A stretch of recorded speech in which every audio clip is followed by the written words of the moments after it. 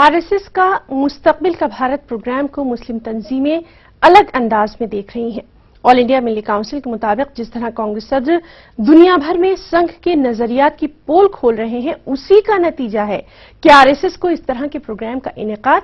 करना पड़ रहा है। सबसे बड़ी बात यह है कि राहुल गांधी जो है पूरी दुनिया के अंदर जाकर आरएसएस की असल तस्वीर पेश कर रहे हैं कि आरएसएस क्या चाहता है हिंदुस्तान मुल्क के अंदर,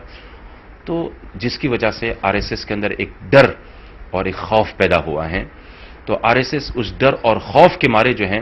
वो लोगों की जहन साजी करने की कोशिश कर कि आरएसएस अगर मुल्क का भला चाहती हैं